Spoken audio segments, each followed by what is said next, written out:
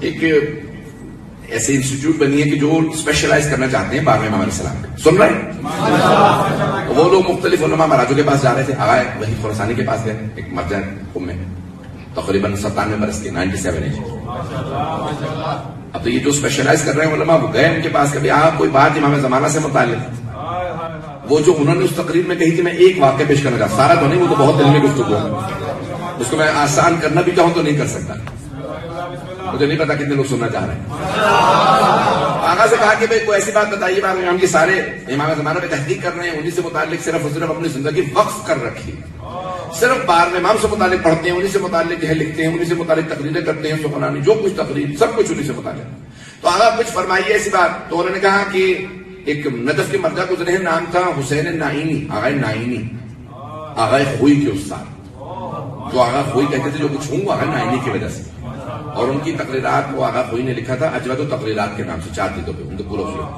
تو اب وہ ان کے 3 بیٹے تھے, تینوں مجتہد تھے, بہت بڑے عالم تھے. دوسرا نمبر والے بیٹے کا نام تھا محمد حسن نائینی, ان کا خود نام تھا محمد حسین نائینی, بیٹے کا نام دوسرے محمد حسن نائینی. والدہ بیمار ہو گئی, یعنی ان کی زوجہ بیمار ہوئی, ان بیٹوں کی والدہ آیت اللہ جو محمد حسین نائینی, سن رہے ہیں, محمد حسین نائینی کی زوجہ بیمار ہوئی, بہت زیادہ بیمار تھی. بیٹوں نے کہا کہ ہم نے بابا سنا ہے کہ نجف اشرف میں کوئی سید آئے ہیں, حرم کے رواق میں بیٹھتے ہیں, مختلف جو کمرے نا چاروں طرف حرم کے, انہیں رواق کہا جاتا ہے, جو نیچے کمرے, وہاں بیٹھتے ہیں.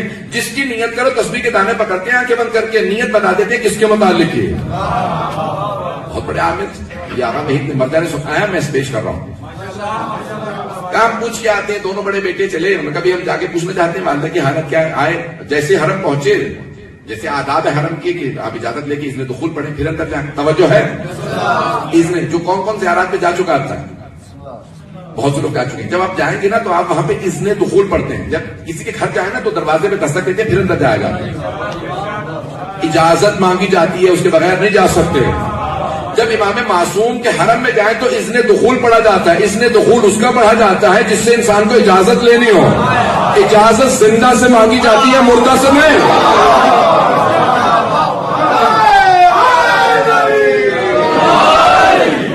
توجہ ذہن کی رام. تو آپ ایک اور یہاں پہ روک کے جملہ کہہ دوں, جب آپ انشاءاللہ مشہد جائیں گے تو امام رضا کا حرم بہت وسیع ہے, بہت بڑا ہے, 0.5 کلومیٹر سے بڑا ہے. جب جائیں تو وہاں پہ صحن میں داخل ہوتے ہی اس نے دخول بہت بڑا بڑا لکھا, اور لکھا ہوا ہوتا ہے اس کے اوپر کہ الفاظ پڑھ کے پھر اندر جاؤ, الفاظ پڑھ کے جاؤ. اشہد انک تسمع کلامی وترد سلامی, میں گواہی دیتا ہوں آپ میرے کلام کو سن رہے ہیں, میرے سلام کا جواب دیتے ہیں, میں گواہی دیتا ہوں. اتنا بڑا جملہ کہہ رہے ہیں, ہمیں خود بھی ادراک ہے ہم کہہ رہے ہیں, بھئی ہماری پرسپشن ہے بھی, ہمیں سمجھ ہے کہ ہم کیا کہہ رہے ہیں. میں گواہی دیتا ہوں, گواہی دیتا ہوں. بھئی گواہی اسی چیز کی دی جاتی ہے جسے انسان نے دیکھا ہو. شہادت وہاں دیتا ہے جہاں مشاہدہ کیا ہو. توجہ نہیں ہے ایسا پڑھنے. جب ہم نے مشاہدہ نہیں کیا تو گواہی کیسی؟ بھئی گواہی ہم نہیں دے رہے, ہم تو جملے دہرا رہے, امام معصوم نے بتایا.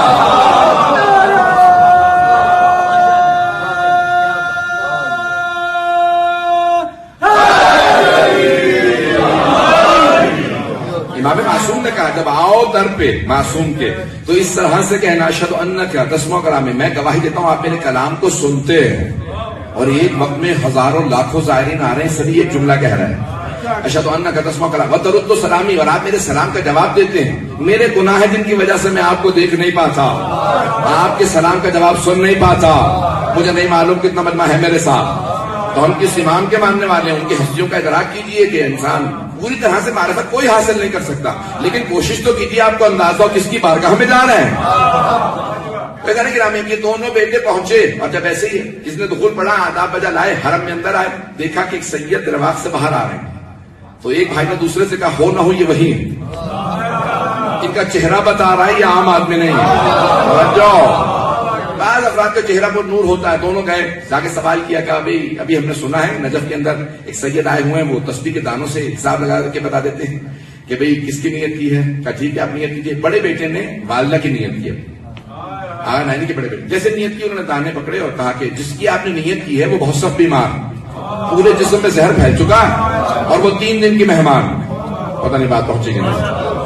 یہاں وحید نے اپنے درس میں کہا متخصصین کے لیے بہت گھبرا کے سن رہے مجمع, وہ افراد جو شک کرتے کہ امام کے پاس علم غیب ہے یا نہیں, ایسا گرامی اس قسم کے علماء کہ جو امام کی بارگاہ کے اندر اپنی زندگی وقف کرتے ہیں وہ ایسے ایسے مقامات پہ پہنچ جاتے ہیں، وہ کچھ بتا دیتے ہیں. یہ جو امام کے قدموں کی خاک نہیں وہ ایسے ہو جاتے ہیں. سوچئے امام کیسے ہوں گے.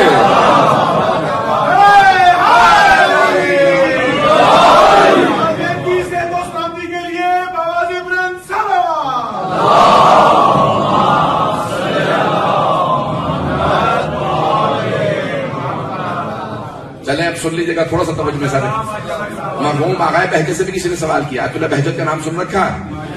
آیت اللہ شیخ محمد تقی بہجت خود مقدس میں انتقال ہوا، بہت بڑے عارف تھے. ان سے کسی نے پوچھا کہ آغا یہ لوگ بعض اوقات واقعات سناتے ہیں ائمہ کے کہ وہ ایسا کر سکتے ہیں ایسا کر سکتے ہیں، بہت تیزی سے سفر کر لیتے ہیں، کوئی معجزہ دکھا سکتے ہیں، کیا ایسا کر سکتے ہیں امام؟ تو انہوں نے کہا نہیں، یہ ان کے خادموں کے کام ہے.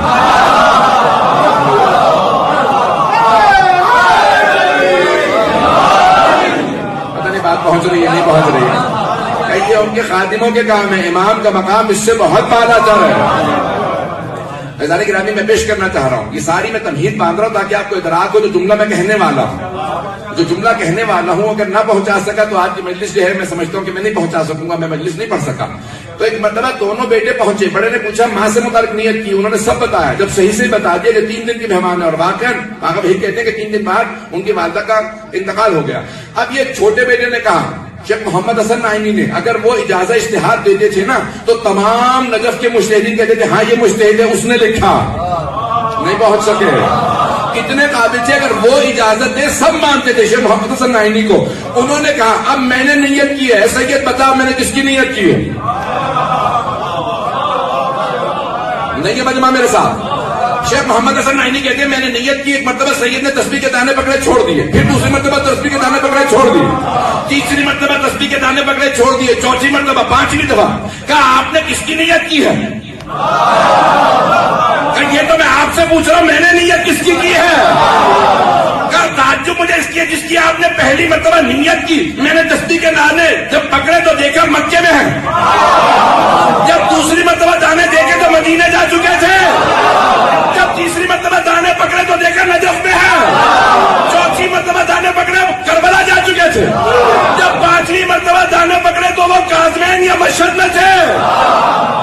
تم نے ہو نہ ہو نیت کی ہے اس کی جس کے لیے سارا نظام شمسی طواف کرتا.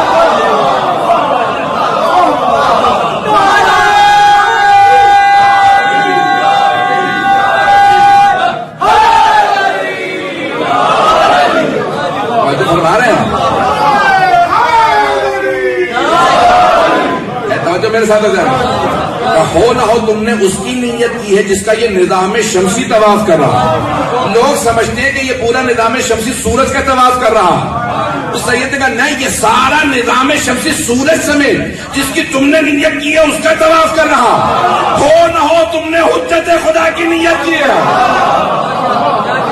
انہوں نے کہا ہاں میں نے امام زمانہ کی نیت کی. میدان گرامی کبھی تعجب نہ کرے مقامات اہل بیت علیہ السلام. برحمتك يا أرحم الراحمين وصلى الله على محمد وآله الطاهرين.